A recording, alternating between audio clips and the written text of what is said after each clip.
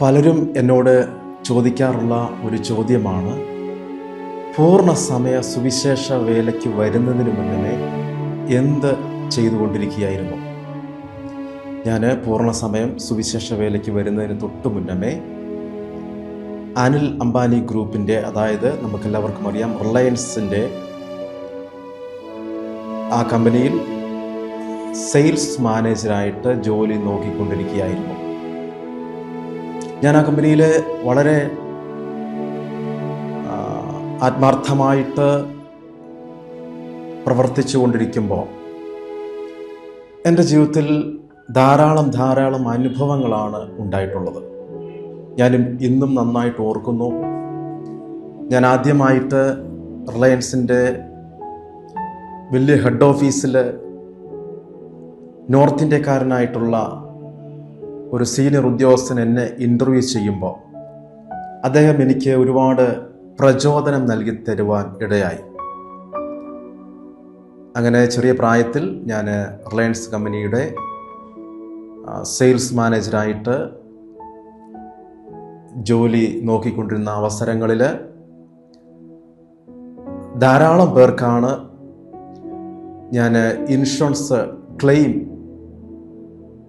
എന്നിലൂടെ ഞാൻ മുൻപന്തിയിൽ നിന്ന് പ്രവർത്തിച്ച് ഇൻഷുറൻസ് ക്ലെയിമൊക്കെ ചെയ്തു കൊടുത്ത അനുഭവങ്ങൾ ഞാൻ ഇപ്പോഴും നന്നായിട്ട് ഓർക്കുന്നു. അങ്ങനെ ഇരിക്കുകയാണ് കോട്ടയത്തുള്ള ഒരു പാസ്റ്ററുടെ ബ്രദറിലോ, അദ്ദേഹം ചെറുപ്പക്കാരനായ ഒരു വ്യക്തി ജീവിതമായിരുന്നു. ന്യൂമോണിയ ബാധിക്കപ്പെട്ട് അദ്ദേഹം പെട്ടെന്ന് മരണപ്പെട്ടു പോകുവാൻ ഇടയായി. അതിനുശേഷം ആ ദേവദാസൻ എന്നെ സമീപിച്ചപ്പോഴാണ് ഇങ്ങനെ റിലയൻസ് കമ്പനിയിൽ ഒരു അക്കൗണ്ട് അളിയനുണ്ടായിരുന്നു എന്ന് ആ ദേവദാസൻ എന്നോട് പറയുകയും, പിന്നീട് ഞാൻ വന്നത് ചെക്ക് ചെയ്ത് നോക്കിയപ്പോൾ അദ്ദേഹം മരണപ്പെട്ടു പോകുന്നതിന് 3 വർഷം മുമ്പ് ആ കമ്പനിയിൽ അദ്ദേഹം ഒരു അക്കൗണ്ട് എടുത്തിരുന്നു. ഞാൻ നോക്കിയപ്പം അതിനകത്ത് സിസ്റ്റത്തിനകത്ത് നോക്കിയപ്പം 15 ലക്ഷം രൂപയുടെ ഇൻഷുറൻസ് കവറേജ് അതിനകത്ത് വെച്ചിരിക്കുന്നത്. അപ്പോൾ ഞാൻ ഈ ദേവദാസനോട് പെട്ടെന്ന് പറഞ്ഞു, അദ്ദേഹത്തിൻ്റെ പേപ്പേഴ്സൊക്കെ എനിക്ക് ഫോർവേഡ് ചെയ്താട്ടെ. അങ്ങനെ അദ്ദേഹം എനിക്ക് ഫോർവേഡ് ചെയ്തു. ഞാൻ അതിൻ്റെ ആരംഭത്തിൽ അദ്ദേഹത്തിൻ്റെ ഇൻഷുറൻസ് ക്ലെയിം കൊടുക്കാൻ വേണ്ടിയിട്ട് കമ്പനിക്ക് റിക്വസ്റ്റ് ചെയ്തു. പേപ്പർ വർക്കുകളൊക്കെ ഞാൻ ആണ് ആദ്യമായിട്ടത് മൂവ് ചെയ്യുന്നത്. അങ്ങനെ ആ പേപ്പർ വർക്കുകൾ കംപ്ലീറ്റ് ചെയ്തു. 2 മാസം തികഞ്ഞ ആ നിമിഷത്തിൽ ഏകദേശം 15 ലക്ഷം രൂപയുടെ ചെക്ക് ഞാനും എൻ്റെ സീനിയർ ഉദ്യോഗസ്ഥനായിരുന്ന സുനു വി മാത്യു എന്ന് പറഞ്ഞ സാറും ഞങ്ങളുടെ ഹെഡായിരുന്ന കാഞ്ഞിരപ്പള്ളിക്കാരനായ സാവിയോ, ഞങ്ങൾ 3 പേരൂടെ ഈ ഇൻഷുറൻസ് സെറ്റിൽ ചെയ്യാനായിട്ട്, ഈ ക്ലെയിം സെറ്റിൽ ചെയ്യാനായിട്ട് അവരുടെ ഭവനത്തിൽ പോവുകയാണ്.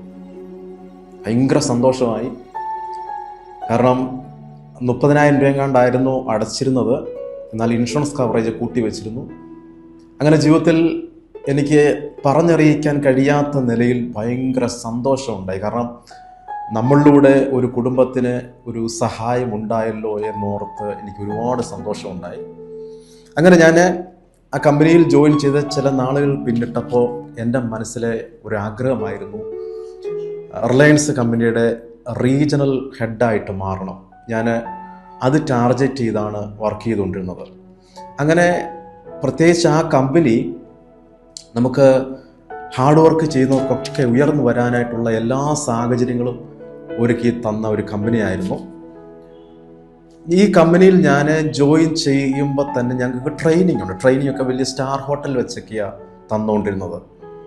അപ്പോൾ ഈ കമ്പനിയുടെ സ്ട്രെങ്ത് എന്താണ്, കമ്പനി ലോകത്ത് എവിടെയൊക്കെ ഉണ്ട്, ഈ കമ്പനിയുടെ അസറ്റ് എത്രത്തോളം ഉണ്ട്, ഈ കമ്പനിയുടെ മുന്നോട്ടുള്ള വിഷൻ എന്താണ്, ഇതിനെക്കുറിച്ചൊക്കെ ആണ് ആരംഭത്തിൽ ഞങ്ങൾക്ക് ക്ലാസ് എടുത്തുകൊണ്ടിരുന്നത്. നമുക്കറിയാം റിലയൻസ് കമ്പനി പ്രത്യേകിച്ച് ടെലികോം മേഖലയിൽ അവർ കൊണ്ടുവന്ന വലിയ കോൺട്രിബ്യൂഷനാണ് ഇന്ന് കോടിക്കണക്കിന് നമുക്ക് എല്ലാവർക്കും വളരെ പ്രയോജനകരമായി മാറിയത്.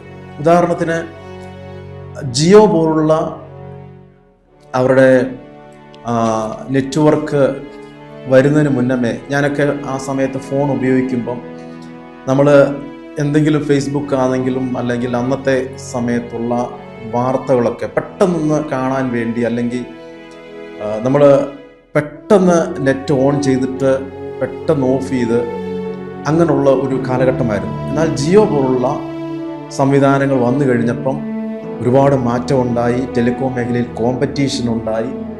ഇന്ന് അത് നിമിത്തമായിട്ട് ലക്ഷക്കണക്കിന് ചെറുപ്പക്കാരാണ് ഇന്ത്യയിലുള്ള ചെറുപ്പക്കാർ ട്രാവൽ വ്ലോഗ് ചെയ്യാൻ തുടങ്ങി. പ്രത്യേകിച്ച്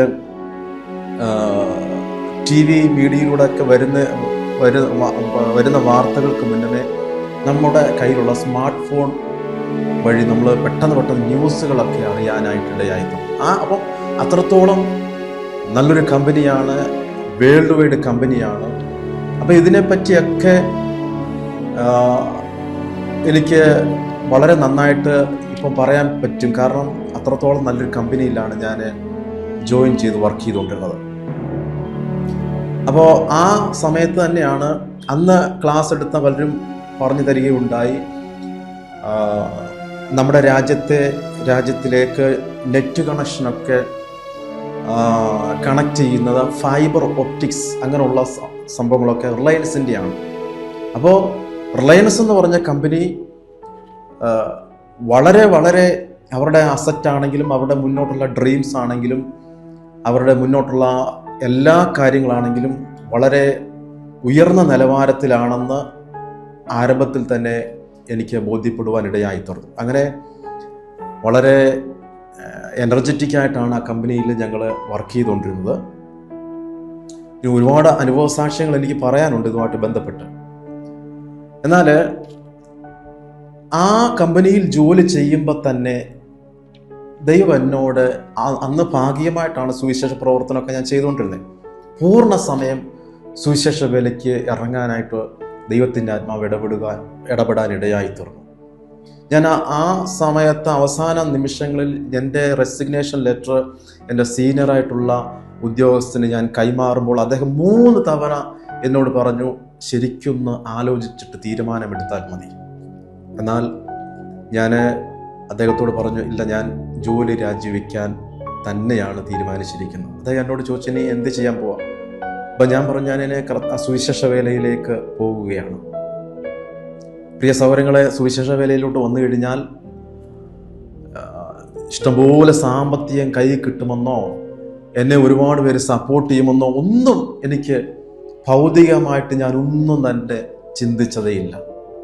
എന്നാൽ പൂർണ്ണ സമയം കർത്താവിൻ്റെ വേലയ്ക്ക് വേണ്ടി ഇറങ്ങിക്കഴിഞ്ഞപ്പോഴാണ് ദൈവത്തിൻ്റെ പദ്ധതി എന്നിലൂടെയൊക്കെ നടന്നുകൊണ്ടിരിക്കുന്നു എന്ന് എനിക്ക് ബോധ്യപ്പെടുവാനായിട്ടിടയായി തീർന്നത്. ഈ സുവിശേഷ വേലയിൽ വന്നതിന് ശേഷം ഒരുപാട് പ്രയാസങ്ങളും പ്രതികൂലങ്ങളും ഒക്കെ എൻ്റെ ജീവിതത്തിലുണ്ടായി. സാമ്പത്തിക ബുദ്ധിമുട്ടുകൾ ഒക്കെ ഉണ്ടായി. ഭയങ്കര പ്രതികൂലത്തിലൂടെ ആണ് ഈ സുവിശേഷ പ്രവർത്തനമൊക്കെ നടത്തിക്കൊണ്ടിരിക്കുന്നത്. 2023 ഞാൻ ഡെങ്കിപ്പനിയായിട്ട് ഹോസ്പിറ്റലിൽ അഡ്മിറ്റായിരുന്ന സമയത്ത് എൻ്റെ ബ്ലഡ് കൗണ്ടൊക്കെ ഒരുപാട് അങ്ങ് താണുപോയി. ഞാൻ അത്രത്തോളം പ്രതീക്ഷിച്ചില്ല. ഞാൻ ചിന്തിച്ചത്, ഞാൻ ഒരുപാട് പേർക്ക് വേണ്ടി പ്രാർത്ഥിക്കുന്നതല്ലേ, അപ്പം എനിക്ക് എന്തുകൊണ്ടൊരു സൗഖ്യം കർത്താവ് നൽകി തന്നുകൂടാ. പക്ഷേ എന്തോ എനിക്ക് പൂർണ്ണമായിട്ടും ഒരു സൗഖ്യം ഉണ്ടായില്ല. ഞാൻ ഭയങ്കര ബുദ്ധിമുട്ടിലായി. അവസാന സന്ദർഭത്തിലാണ് ഞാൻ ഹോസ്പിറ്റലിൽ ചെല്ലുന്നത്. ആ സമയത്ത് ബ്ലഡിൽ കൗണ്ട് ഇങ്ങനെ കുറഞ്ഞുകൊണ്ടിരിക്കുകയാണ്. അന്ന് ഡോക്ടർ പറഞ്ഞൊരു കാര്യമുണ്ട്, കുറച്ചുകൂടെ വൈകിയിരുന്നെങ്കിൽ പ്ലേറ്റ്ലെറ്റ് കെട്ടേണ്ടി വരുന്നതിന് ഭയങ്കര പ്രതികൂലമായിരുന്നു. ശ്വാസം മുട്ടൽ എന്താണെന്ന് ഞാൻ അനുഭവിച്ചറിഞ്ഞത് ആ കിടക്കൽ വെച്ചാണ്. അങ്ങനെ വളരെ ക്രിട്ടിക്കലായി ഉള്ള ഒരു സാഹചര്യത്തിലൂടെ കടന്നു പോകേണ്ടി വന്നു. ആ അവസരത്തിലും എൻ്റെ ഫോണിലേക്ക് ധാരാളം പേരാണ് പ്രാർത്ഥനയ്ക്കായിട്ട് വിളിച്ചുകൊണ്ടിരുന്നത്. എന്തിനേറെ പറയുന്നു, അന്ന് ഡെങ്കിപ്പനി പിടിച്ച് ക്രിട്ടിക്കലായിട്ടുള്ള പലരും എന്നെ വിളിച്ചു. പക്ഷെ എനിക്ക് സംസാരിക്കാൻ പറ്റുന്നില്ല. കുറച്ച് പ്രാർത്ഥിക്കുമ്പോൾ സംസാരിക്കുമ്പോൾ തന്നെ ശ്വാസം മുട്ടലുണ്ടാകി. എന്നിട്ടും ആ ഹോസ്പിറ്റൽ കിടക്കയിൽ കിടന്നുകൊണ്ട് ഞാൻ ധാരാളം പേർക്ക് വേണ്ടിയിട്ട് പ്രാർത്ഥിച്ചതൊക്കെ ഈ അവസരത്തിൽ ഓർക്കുകയാണ്. ഈ 2025 ഞാൻ എന്തിനാണ് ഈ സാക്ഷ്യം പറയുന്നത് ചോദിച്ചു കഴിഞ്ഞാൽ, എൻ്റെ ഈ ടെസ്റ്റ് മണിക്ക് ശേഷം നിങ്ങൾ വിടുതലിൻ്റെ സാക്ഷിയൊക്കെ നിങ്ങൾ കേൾക്കാൻ പോവാം. അപ്പം ഇന്ന് സോഷ്യൽ മീഡിയയിലൂടെയൊക്കെ പ്രത്യേകിച്ച് രോഗസൗഖ്യത്തെ പറ്റിയും ദൈവിക പ്രവർത്തനത്തെ പറ്റിയും പരിഹസിക്കുന്ന ധാരാളം പേര് എഴുന്നേറ്റ് വന്നുകൊണ്ടിരിക്കുന്ന ഒരു കാലഘട്ടത്തിലാണ് ഞാനും നിങ്ങളും കടന്നുപോയിക്കൊണ്ടിരിക്കുന്നത്, അധിവസിക്കുന്നത്. ഞാൻ അങ്ങനെയുള്ളവരോട് പറയട്ടെ, ഒരു ദൈവദാസനിലൂടെ ഒരു ദൈവപ്രവൃത്തി വെളിപ്പെടുമ്പോൾ രോഗസൗഖ്യമായിക്കൊള്ളട്ടെ, മറ്റെന്ത് കാര്യമായിക്കൊള്ളട്ടെ, ദൈവം ഒരു ഗിഫ്റ്റ് ഒരു ദൈവദാസനിൽ പരമേൽപ്പിച്ചിട്ടുണ്ടെങ്കിൽ അത് അദ്ദേഹത്തിന് വേണ്ടിയിട്ടുള്ളതല്ല, അത് പൊതുപ്രയോജനത്തിന് വേണ്ടിയിട്ടുള്ളതാണ്. വേദപുസ്തകത്തിൽ ധാരാളം വാക്യങ്ങൾ എടുത്ത് പറയാനായിട്ടുണ്ട്. ഞാൻ ഈ അവസരത്തിൽ ഓർക്കുകയാണ്, ചില ദീർഘവർഷങ്ങൾക്ക് മുന്നേ അമേരിക്കയിൽ ഒരു സായിപ്പ്, ഒരു ദൈവദാസനുണ്ടായിരുന്നു. അദ്ദേഹത്തിൻ്റെ പേര് ഞാനങ്ങ് മറന്നുപോയി.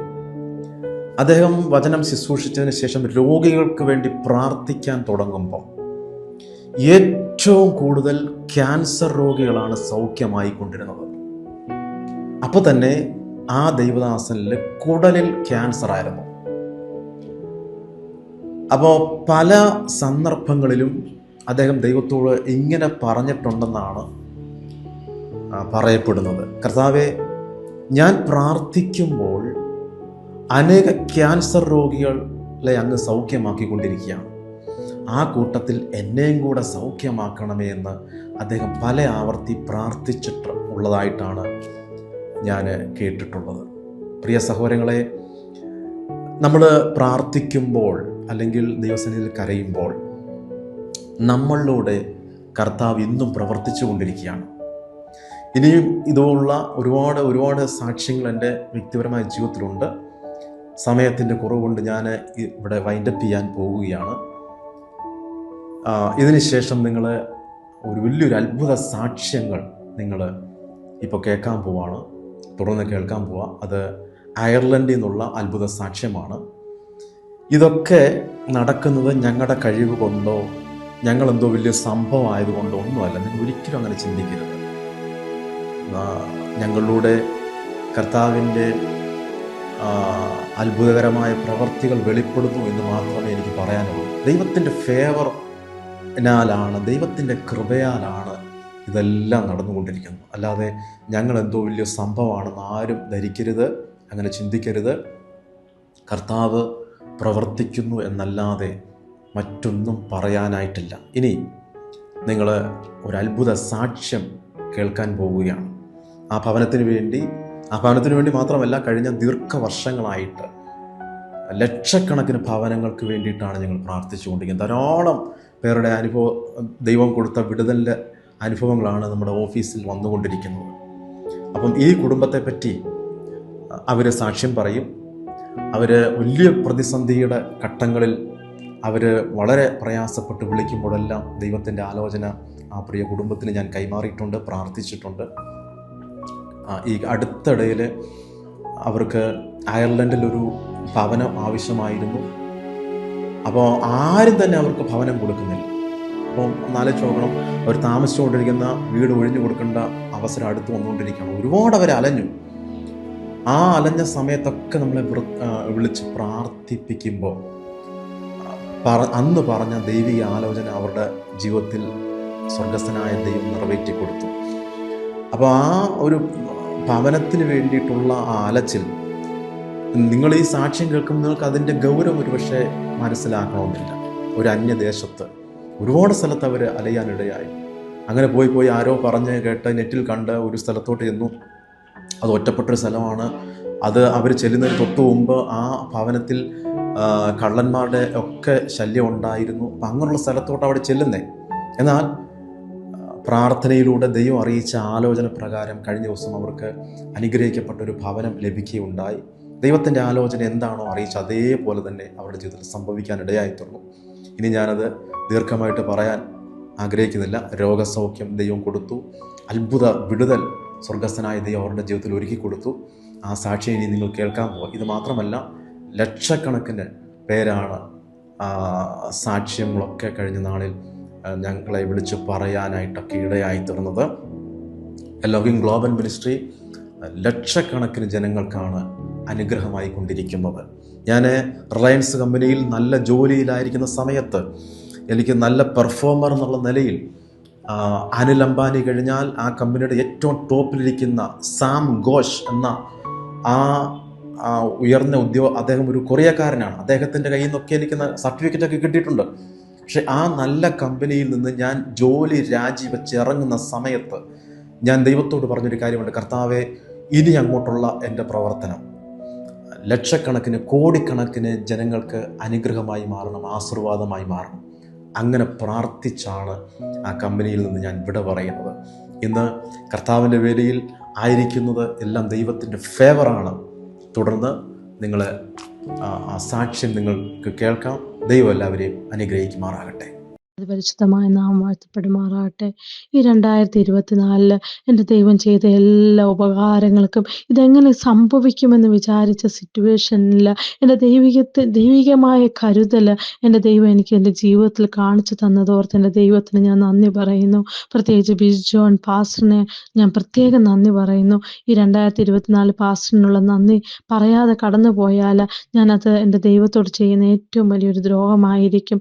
കാരണം എൻ്റെ ജീവിതത്തിൽ എനിക്ക് എല്ലാ നന്മകളും എനിക്ക് ലഭിച്ചിട്ടുള്ളത് പാസ്റ്ററിലൂടെ ആണെന്ന് വേണം പറയാൻ.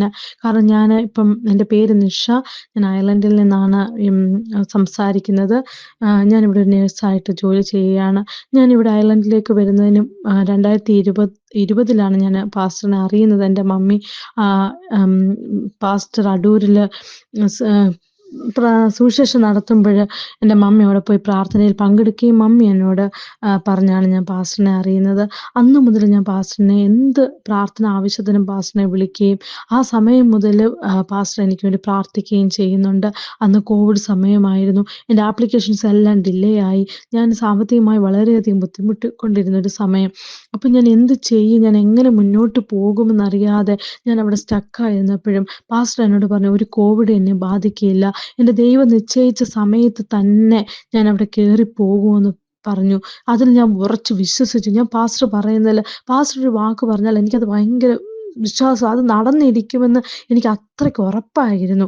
അങ്ങനെ പാസ്റ്റർ പറഞ്ഞതുപോലെ തന്നെ ഞാൻ പാസ്റ്റർ പറയുന്നതിന് മുന്നേ തന്നെ ഞാൻ ഇവിടെ കയറി വരികയും ഇവിടുത്തെ ഏറ്റവും ടഫായിട്ടുള്ള 2 എക്സാം ഒരു എക്സാം ഉണ്ട്. ആ എക്സാമിന് 2 അറ്റംപ്റ്റേ ഉള്ളൂ. ആ 2 അറ്റംപ്റ്റ് ഫെയിലായി നമ്മൾ തിരിച്ചു പോകണം. അപ്പം അത്രമാത്രം നമുക്കൊരു സ്ട്രെസ്ഫുൾ എക്സാമാണ്. അവിടെ ഞാൻ പാസ്റ്ററിനെ വിളിച്ച് പ്രാർത്ഥിച്ചു. പാസ്റ്റർ എനിക്ക് വേണ്ടി പ്രാർത്ഥിച്ചിട്ട് ഞാനിതിൽ ജയിക്കുമെന്ന് പറയുകയും അതുപോലെ തന്നെ ഞാൻ ആ എക്സാം ഫസ്റ്റ് അറ്റംപ്റ്റിൽ തന്നെ പാസ്സാവുകയും ചെയ്തു. ദൈവത്തിൻ്റെ വലിയ കൃപയാണ്. അല്ലാതെ എൻ്റെ കഴിവ് കൊണ്ടോ ഞാൻ പഠിച്ചതിൻ്റെ മികവ് കൊണ്ടോ അല്ല, പാസ്റ്ററിൻ്റെ പ്രാർത്ഥനയും ദൈവത്തിൻ്റെ കൃപയും കൊണ്ട് മാത്രമാണ് ഞാൻ ആ എക്സാം പാസ്സായതെന്ന് ഞാൻ ഉറച്ചു വിശ്വസിക്കുന്നു. അതിനുശേഷം എൻ്റെ ഫാമിലിയെ കൊണ്ടുവരുവാനും അതിനുശേഷം ദൈവം എനിക്ക് 2ാമത് പ്രഗ്നൻ്റായി. അതിൽ ഡെലിവറി ആയ സമയത്ത് എനിക്ക് കോംപ്ലിക്കേഷൻ ഉണ്ടായി. എന്നെ എമർജൻസി സിസേറിയന് കൊണ്ടുപോയി. ആ ഡോക്ടറിന് കയ്യബദ്ധം പറ്റി നമ്മുടെ ബാക്കിൽ ഫ്ലൂയിഡ് ലീക്ക് ആവുകയും CSF ഫ്ലൂയിഡ് ലീക്ക് ആവുകയും എനിക്കൊരു എപ്പിഡ്യൂറൽ ഹെഡേക്ക് ഉണ്ടാവുകയും ചെയ്തു. അത് നമുക്ക് ലൈറ്റ് നോക്കാനോ ബെഡിൽ നിന്ന് എണീക്കാനോ നമുക്ക് ഒന്നും കഴിയാത്തൊരവസ്ഥ. സാധാരണ ഒരു സിസേറിയൻ കഴിഞ്ഞാൽ 24 hours ശേഷം നമ്മളെ നടത്തിക്കും, നമുക്ക് നടക്കാം, പതുക്കെ നമ്മൾ ഓരോ കാര്യത്തിലേക്ക് നീങ്ങും. പക്ഷെ 5 ദിവസമായിട്ട് ഞാൻ ബെഡിൽ നിന്ന് പോലും എണീക്കാൻ കഴിയാത്തൊരവസ്ഥയായിരുന്നു. ഞാൻ വളരെയധികം വേദനിച്ചു. എൻ്റെ കുഞ്ഞിന് പാല് പോലും എനിക്ക് കൊടുക്കാൻ പറ്റിയില്ല. അവർ കുപ്പിപ്പാലാണ് കൊടുത്തത്. അപ്പോൾ ഞാൻ ബിജോ പാസ്റ്ററിനെ വിളിച്ചു. എൻ്റെ ഹസ്ബൻഡാണ് വിളിക്കുന്നതെല്ലാം. പാസ്റ്റർ പറഞ്ഞു, പാസ്റ്റർ ശക്തമായി ഫാസ്റ്റിംഗ് എടുക്കുന്നതെല്ലാം ഞങ്ങൾക്ക് വേണ്ടി ഫാസ്റ്റിംഗ് എടുത്ത് പ്രാർത്ഥിക്കുവാണെന്ന് അന്ന് പറഞ്ഞു. പാസ്റ്ററിൻ്റെ പ്രാർത്ഥനയാൽ ദൈവം എനിക്ക് അവിടെ പൂർണ്ണ വിടുതൽ തന്നു. എന്നെ 5ാമത്തെ ദിവസം കഴിഞ്ഞിട്ട് ഡോക്ടർ എൻ്റെ അടുത്ത് പറഞ്ഞു, ഇത് പൂർണ്ണമായിട്ട് മാറണമെങ്കിൽ വീണ്ടും അവരൊരു സർജറി ചെയ്യണം. അതിനെ എപ്പിഡ്യൂറൽ പാച്ച് എന്നാണ് പറയുന്നത്, സംതിങ് ബ്ലഡ് പാച്ച്. അപ്പോൾ ഈ ബ്ലഡ് പാച്ച് എന്ന് പറയുന്നത് ഞാൻ കേട്ടിട്ടില്ല. അപ്പോൾ അതിൻ്റെ കോംപ്ലിക്കേഷൻ ചോദിച്ചപ്പോൾ ഈ ഹെഡേക്കിൻ്റെ ഒരു 80% മാറും, പക്ഷെ അത് അവർ ഷുവർ അല്ല. അതുപോലെ തന്നെ ഒരു 3 മാസത്തോളം ഞാൻ ബെഡ് റിഡൻ ആയിട്ട് കിടക്കേണ്ടി വരും. അതെല്ലാം കേട്ടപ്പോൾ ഞാൻ പേടിച്ച് അത് റിഫ്യൂസ് ചെയ്യുകയും ഞാൻ വീട്ടിൽ വരികയും ചെയ്തു. എനിക്ക് ബിജോ പാസ്റ്ററിൻ്റെ പ്രാർത്ഥന കൂടെ ഉണ്ടായിരുന്നത് കൊണ്ട് ഒരു ഭയങ്കരമായ ഒരു വിശ്വാസവും പ്രത്യാശയും എൻ്റെ കൂടെ ഉണ്ടായിരുന്നു. കാരണം എൻ്റെ ജീവിതത്തിൽ എനിക്ക് അങ്ങനെയാണ് എല്ലാം സംഭവിച്ചിട്ടുള്ളത്. ഞാൻ പാസ്റ്ററിനോട് ഒരു വിഷയം പറയുമ്പോൾ പാസ്റ്റർ എനിക്ക് വേണ്ടി അത് പ്രാർത്ഥിക്കുമ്പോൾ അത് സംഭവിച്ചു കഴിഞ്ഞു എന്ന് ഞാനങ്ങ് എനിക്ക് ഉറപ്പാണ്.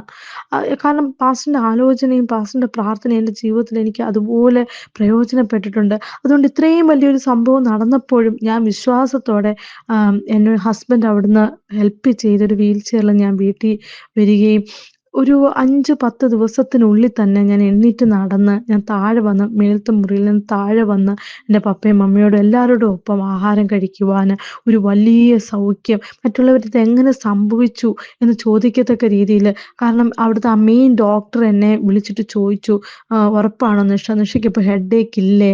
ഇത് വളരെ റെയറായിട്ട് മാത്രമേ ഇത് സ്വയമേ പോവുകയുള്ളൂ. അല്ലെങ്കിൽ ഇത് പിന്നെ വരും" എന്നെല്ലാം എന്നോട് പറഞ്ഞു. ഇപ്പോൾ 2 വർഷമാവുന്നു. എനിക്കങ്ങനെ ഒരു തലവേദനയേ വന്നിട്ടില്ല. എൻ്റെ ദൈവം പരിപൂർണ്ണ സൗഖ്യം തന്നു. അവിടുത്തെ രക്തത്താൽ എന്നെ സുഖമാക്കി. അപ്പോൾ തന്നെ എൻ്റെ കുഞ്ഞിനും കോംപ്ലിക്കേഷൻ ആയിരുന്നു എന്ന് പറഞ്ഞു അവര്. കാരണം അവര് വലിച്ചെടുത്തതാണ്. അപ്പോൾ തലയ്ക്ക് എന്തോ പ്രശ്നമുണ്ടെന്നൊക്കെ പറഞ്ഞ് ഒരുപാട് ഭയപ്പെടുത്തുവാൻ നോക്കി. പക്ഷെ അതൊന്നും എന്നെ ബാധിച്ചില്ല. കാരണം എനിക്കൊരു ശക്തമായ ഒരു വിശ്വാസം, പാസ്റ്ററിന്റെ പ്രാർത്ഥന എൻ്റെ കൂടെയുണ്ട്. അപ്പോൾ ദൈവം എൻ്റെ കൂടെയുണ്ട്. ഞാൻ എന്തിനും പേടിക്കണം. മനുഷ്യന് എന്നോട് എന്ത് ചെയ്യുവാൻ കഴിയും? എൻ്റെ കുഞ്ഞിനോട്, എൻ്റെ കുടുംബത്തോട് എന്ത് ചെയ്യാൻ കഴിയുമെന്ന് ഞാൻ പൂർണ്ണമായും വിശ്വസിച്ചു. ഞാൻ അതിനുശേഷം കുഞ്ഞിനെയും കൊണ്ട് നാട്ടിൽ വന്നു. നാട്ടിൽ ഞാൻ എല്ലാ ടെസ്റ്റുകളും ചെയ്തു. എനിക്കോ എൻ്റെ കുഞ്ഞിനോ യാതൊരു കുഴപ്പവുമില്ലെന്ന് ഡോക്ടർമാർ പറഞ്ഞു. ഇതെന്താ ഇങ്ങനെ പറയുന്നതെന്ന് ചോദിക്കത്തക്ക രീതിയിൽ ദൈവം എനിക്ക് സൗഖ്യം തന്നു. അൺഎക്സ്പെക്റ്റഡ് ആയിട്ട് ഞാൻ 3rd പ്രഗ്നൻസിയിലേക്ക് കടന്നു. 3rd പ്രഗ്നൻസിയിലെത്തിയപ്പോഴ് എനിക്ക് ഫ്ലൂയിഡ് കുറവാണെന്നും ഈ കുഞ്ഞിനെ അബോർട്ട് ചെയ്യണമെന്നും ഡോക്ടർമാർ പറഞ്ഞു. എനിക്കത് സഹിക്കാവുന്നതിനപ്പുറമായിരുന്നു. എൻ്റെ ദൈവം എനിക്ക് തന്ന ദാനമാണ്.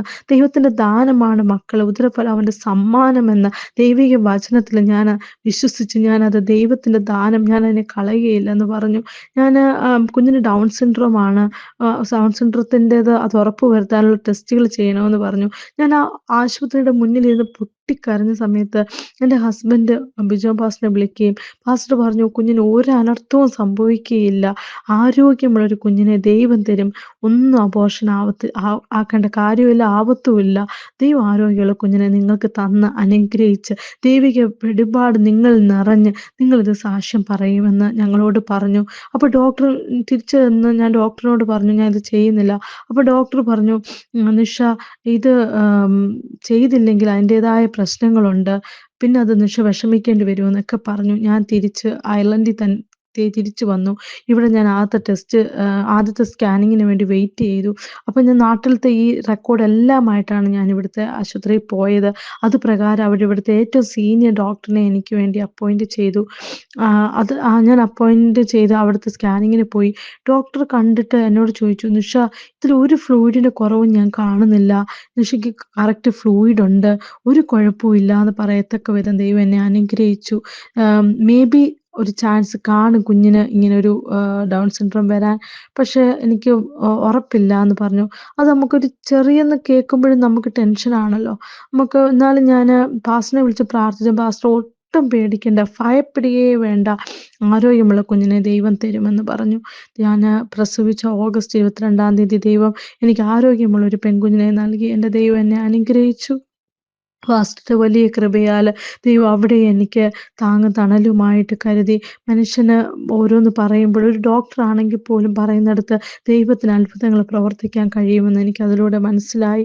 അതിനുശേഷം ഞാൻ ഏറ്റവും അധികം വിഷമിച്ചു. വീണ്ടും ദൈവം, ഞാനിവിടെ ഒരു വാടക വീട്ടിലാണ് അയർലൻഡിൽ താമസിക്കുന്നത്. ഇവിടെ അക്കോമഡേഷൻ കിട്ടുക എന്ന് പറയുന്നത് വളരെ ബുദ്ധിമുട്ടുള്ളൊരു കാര്യമാണ്. എത്ര നമുക്ക് മീൻസ് ഇപ്പം കപ്പിൾസായിട്ട് വന്നവർക്ക് പോലും അക്കോമഡേഷൻ കിട്ടുക എന്ന് പറയുന്നത് വളരെ ബുദ്ധിമുട്ടുള്ള കാര്യമാണ്. ആ സമയത്ത് ഞങ്ങൾ താമസിച്ച ഹൗസ് ഓണർ വീട് വിൽക്കുകയാണെന്ന് ഞങ്ങളോട് ഇറങ്ങാനും പറഞ്ഞു. എനിക്ക് 3 കുഞ്ഞുങ്ങൾ. ഏറ്റവും ഇളയ കുഞ്ഞിന് 2 മാസം പോലും പ്രായമായിട്ടില്ല. ഞങ്ങൾ വീട് അന്വേഷിച്ച് പോവാത്ത ഇടങ്ങൾ, പറയാത്ത ആളുകൾ. ഞങ്ങൾ എല്ലാ ദിവസവും ഞാൻ ഈ 2 മാസമുള്ള കുഞ്ഞുമായിട്ട് പോകും എവിടെയെങ്കിലും വീടുണ്ടെന്ന് പറയുമ്പോൾ. പിന്നെ ഞങ്ങൾ സ്ഥലം മാറാമെന്ന് വിചാരിച്ചു. ഞങ്ങൾ നിന്നിടത്ത് നിന്ന് വേറെ സ്ഥലത്തോട്ട് എവിടാണോ വീട് കിട്ടുന്നത് അവിടോട്ട് പോകാമെന്ന് വിചാരിച്ചു. 3 കുഞ്ഞുങ്ങളെന്നുള്ള കാരണത്തിൽ പലരും ഞങ്ങൾക്ക് വീട് നിഷേധിച്ചു. ഞാൻ പാസ്റ്ററിനോട് വീണ്ടും പറഞ്ഞു. പാസ്റ്റർ എന്നോട് പറഞ്ഞു, "പാസ്റ്റർ പ്രാർത്ഥിച്ചുകൊണ്ടേ ഇരിക്കുകയാണ്. അനുഗ്രഹിക്കപ്പെട്ട ഒരു വെളുത്ത നിറത്തിലുള്ള ഒരു വീട് ഞാൻ കാണുന്നു. അത് ദൈവം നിങ്ങളുടെ സന്നിധിയിൽ എത്തിക്കുമെന്ന്." മാസങ്ങൾ കടന്നുപോയി. ഞങ്ങൾ വീണ്ടും അന്വേഷിച്ചുകൊണ്ടേയിരുന്നു. അതിനിടയ്ക്ക് ഞങ്ങൾ ഒരുപാട് റോഡിൻ്റെ ഇടയ്ക്കുള്ള വീട്, അങ്ങനത്തെയൊക്കെ ഞങ്ങൾ പോവേണ്ടി വന്നു. കാരണം സിറ്റിയിലൊക്കെ നമുക്ക് നമുക്ക് താങ്ങാവുന്നതിനപ്പുറത്തെ റേറ്റും വാടകയുമാണ് അവർ പറയുന്നത്. അതുകൊണ്ട് ഞങ്ങൾ അതിൻ്റെ അടുത്തോ അല്ലെ അതിൻ്റെ കുറച്ചുകൂടി ഉള്ളിലോട്ടോ എല്ലാം ഞങ്ങൾ നോക്കാൻ നിർബന്ധിതരായി തീർന്നു. എന്നിട്ട് ഞങ്ങൾക്ക് ഒന്നും കിട്ടിയില്ല. വീണ്ടും പ്രാർത്ഥിച്ചുകൊണ്ടേയിരുന്നു. വീണ്ടും പാസ്റ്റർ ഇങ്ങോട്ട് വിളിച്ച് പാസ്റ്റർ ഫാസ്റ്റിങ്ങിലെല്ലാം ഞങ്ങൾക്ക് വേണ്ടി പ്രാർത്ഥിക്കാന്ന് പറഞ്ഞു. അതെനിക്ക് ശക്തമായിട്ടൊരു ധൈര്യം തന്നു. എൻ്റെ ദൈവം എന്നെ കൈവിടിയത്തില്ല. ഈ 2024 ഒരുപാട് വിഷമങ്ങളിലൂടെ കടന്നു പോയപ്പോഴും എൻ്റെ കുഞ്ഞിനെ ആരോഗ്യത്തോടെ തന്നപ്പോഴും എല്ലാം ദൈവ സാന്നിധ്യം ഞാൻ അറിഞ്ഞവളാണ്. ഞാൻ ദൈവത്തോട് പിറുപിറുക്കാൻ പാടില്ല എന്ന് പറഞ്ഞ് ദൈവവചനം പറഞ്ഞ് ഞാൻ വീണ്ടും പ്രത്യാശയോടെ ഇരുന്നു. അങ്ങനെ ഇരിക്കുമ്പോൾ സിറ്റിയിൽ തന്നെ താമസിക്കുന്ന എൻ്റെ ഒരു കൂട്ടുകാരി, അവളുടെ ഒരു കൂട്ടുകാരി ഉടനെ വീട് വിൽക്കുന്നുണ്ട്. വീട് മേടിച്ചിട്ട് അവർ മാറുന്നുണ്ട്. അവിടെ പക്ഷെ റേറ്റ് കൂടുതലായിരിക്കും എന്ന് പറഞ്ഞു. ഞാൻ ചോദിക്കുമ്പോൾ സാധാരണ ഞങ്ങൾ ഇപ്പോൾ താമസിക്കുന്നതിനെക്കാട്ടിലും ഒരു 100-200 കൂടുതലേ ഉള്ളൂ. പക്ഷെ അവർ ഇനി അത് അവിടെ നിന്ന് ഇറങ്ങുമ്പം ആ ഏജൻസിക്കാർ അത് കൂട്ടാനാണ് സാധ്യത. 1500 എന്നുള്ളത് 2000 ആക്കും. കാരണം അത് സിറ്റിയിലാണ്. അപ്പം ഇപ്പം എല്ലാം അവർ കയറുമ്പോൾ 3 വർഷമായി. അപ്പം 3 വർഷം ആകുമ്പോഴത്തേക്ക് ആ റേറ്റ് കൂട്ടുമെന്ന് പറഞ്ഞു. അപ്പം ഞങ്ങൾ വിഷമിച്ചപ്പോൾ അതും പറ്റില്ല. ഞങ്ങൾക്ക് 2000 ഒന്നും ഒരിക്കലും ചിന്തിക്കാൻ പോലും പറ്റില്ല. ഈവൻ 1500 പോലും ഞങ്ങൾക്ക് പറ്റാത്ത സാഹചര്യമാണ്. അപ്പം അവള് ഏജൻസിയോട് സംസാരിച്ചു. അപ്പോഴ് 3 എല്ലായിടത്തും ഞങ്ങളെ ഇത് ചെയ്യുന്നത് 3 കുഞ്ഞുങ്ങളുള്ളതുകൊണ്ട് പറ്റത്തില്ല. ഞങ്ങൾക്ക് 5 ബെഡ്റൂമിൻ്റെ ഹൗസ് വേണം, അല്ലെങ്കിൽ 4 ബെഡ്റൂമിൻ്റെ ഹൗസ് വേണം എന്ന് പറഞ്ഞായിരുന്നു ഞങ്ങൾ നിഷേധിച്ചിരുന്നത്. പക്ഷേ ഈ ഏജൻസി അതൊന്നും ചോദിച്ചില്ല. അവൾ കൊടുത്ത അതേ വാടകയിൽ തന്നെ ആ സിറ്റിയിൽ ഞങ്ങൾക്ക് എല്ലാ സൗകര്യങ്ങളും, ഞങ്ങൾക്ക് ഒരു 5-10 മിനിറ്റ് എത്താത്ത മീൻസ് അത്ര ആവാത്ത രീതിയിൽ ഞങ്ങൾക്ക് കടകളും എല്ലാം ഞങ്ങൾക്ക് അടുത്ത് പാസ്റ്റർ പറഞ്ഞ പോലെ ഒരു വെള്ള ക്രീം കളറിലെ ഒരു വീട് തന്നെ ദൈവം ഞങ്ങൾക്ക് ഒരുക്കി. ഞങ്ങൾ ഇന്ന് അങ്ങോട്ട് ഷിഫ്റ്റ് ചെയ്തു. എൻ്റെ ദൈവത്തിൻ്റെ വലിയ വലിയ വലിയ കൃപയാണ്. ബിജോ പാസ്റ്ററിന് എത്ര നന്ദി പറഞ്ഞാലും എനിക്ക് മതിയാവത്തില്ല. ഇത് ഞാൻ വളരെ എണ്ണിയുള്ള കാര്യങ്ങൾ, വളരെ ഇമ്പോർട്ടൻ്റ് ആയിട്ടുള്ള കാര്യങ്ങളാണ് ഞാൻ പറഞ്ഞത്. ഇതല്ലാതെ എൻ്റെ കുഞ്ഞിന് അസുഖം വരുമ്പോൾ പാതിരാത്രിയിൽ ഞാൻ അവിടുത്തെ 3 മണിക്ക് ഞാൻ വിളിച്ചിട്ടുണ്ട്. കാരണം ഡോക്ടർ ഉടനെ മെഡിക്കൽ കോളേജിലേക്ക് കൊണ്ടുപോകണം, കുഞ്ഞിനെ സ്കാൻ ചെയ്യണം, എൻ്റെ പൊടിക്കുഞ്ഞിനെ. അങ്ങനെയെല്ലാം പറയുമ്പോഴും ഞങ്ങൾ പാസ്റ്ററിന് ഒരു വോയിസ് മെസ്സേജ് അങ്ങ് ഇട്ട് വെക്കും. ഞങ്ങൾക്കൊരു സമാധാനമാണ്. പാസ്റ്ററിന് വോയിസ് മെസ്സേജ് ഇടുമ്പോൾ പാസ്റ്റർ പ്രാർത്ഥിക്കുമല്ലോ, പിന്നെ ഞങ്ങൾക്കൊന്നും അറിയണ്ട എന്നൊരു വിശ്വാസം, ഞങ്ങളുടെ കുടുംബത്തിൻ്റെ പാസ്റ്ററിൻ്റെ പ്രാർത്ഥന ഉണ്ടല്ലോ എന്നൊരു വിശ്വാസം. പാസ്റ്റർ ഞങ്ങളുടെ തലയിൽ കൈവച്ച് പ്രാർത്ഥിച്ചാൽ ദൈവിക പുരുഷൻ, ദൈവിക മനുഷ്യൻ ഞങ്ങൾക്ക് വേണ്ടി പ്രാർത്ഥിക്കുമ്പോൾ ഞങ്ങൾക്ക് ആ ഒരു അനുഗ്രഹം, പ്രത്യേകിച്ച് ബിജോ പാസ്റ്ററിനെ എനിക്ക് പറയാതിരിക്കാൻ പറ്റില്ല. പാസ്റ്ററിൻ്റെ പ്രാർത്ഥന വളരെ വലുതാണ്. പാസ്റ്റർ എന്താണോ ആലോചന പറയുന്നത് അത് ഞങ്ങളുടെ ജീവിതത്തിൽ അതുപോലെ സംഭവിച്ചിട്ടുണ്ട്. അതുകൊണ്ട് ഞങ്ങൾക്ക് ഒരു പേടിയില്ല. എന്ത് വന്നാലും പാസ്റ്ററിനൊരു വോയിസ് മെസ്സേജ്, ഒരു പ്രാർത്ഥന ഞങ്ങൾ വിളിച്ച് പറഞ്ഞതിന് ശേഷം ഞങ്ങൾ അവിടെ മൗനമായിട്ടിരിക്കും. ബാക്കി ദൈവം ഞങ്ങൾക്ക് വേണ്ടി ചെയ്യും. ഞങ്ങൾ അനങ്ങാതെ ഞങ്ങൾ ശാന്തരായിരുന്നാൽ മതിയെന്ന് ഞങ്ങളുടെ മനസ്സ് തന്നെ ഞങ്ങൾ പറയും. പാസ്റ്ററിനെ നമ്മൾ പറഞ്ഞല്ലോ, പാസ്റ്റർ നമുക്ക് വേണ്ടി പ്രാർത്ഥിക്കുന്നുണ്ടല്ലോ എന്ന് ഞങ്ങൾ പ്രാർത്ഥിച്ചു. ഞങ്ങളും അതോടൊപ്പം തന്നെ കുടുംബ പ്രാർത്ഥനയിൽ പ്രാർത്ഥിച്ചുകൊണ്ടേയിരിക്കുമ്പോൾ ദൈവിക കരുതൽ ഞങ്ങളുടെ കൂടെയുണ്ട്.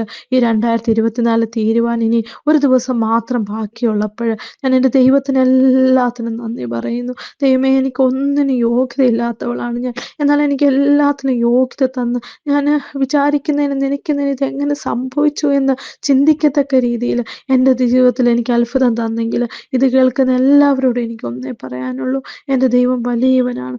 നമ്മുടെ ദൈവം വലിയവനാണ്. അത്ഭുത കാര്യങ്ങൾ ചെയ്യുന്ന ദൈവമാണ്. ബിജോ പാസ്റ്ററിന് പ്രത്യേകിച്ച് ഞാൻ നന്ദിയോട് ഞാൻ ഓർക്കുന്നു. പാസ്റ്ററിൻ്റെ പ്രാർത്ഥന എപ്പോഴും ഞങ്ങൾക്ക് അനുഗ്രഹമായി തീർന്നിട്ടുണ്ട്.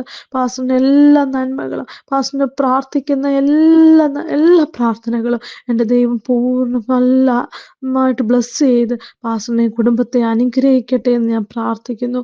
പാസ്റ്ററിന് ഹാപ്പി ന്യൂ ഇയർ. പാസ്റ്ററിന് വേണ്ടി ഞങ്ങളും പ്രാർത്ഥിക്കുന്നു. പാസ്റ്ററിൻ്റെ ദൈവം ആയുസ്സും ആരോഗ്യവും തന്ന് ഒരുപാട് അനുഗ്രഹിക്കട്ടെ. കൂടുതൽ അനുഗ്രഹിക്കപ്പെട്ട ശുശ്രൂഷകൾ നിങ്ങളിലേക്ക് എത്തുവാൻ ഇപ്പോൾ തന്നെ Elohim global ministry channel subscribe ചെയ്യുക, അനേകരിലേക്ക് ഷെയർ ചെയ്യുക. ദൈവം നിങ്ങളെ ധാരാളമായി അനുഗ്രഹിക്കും.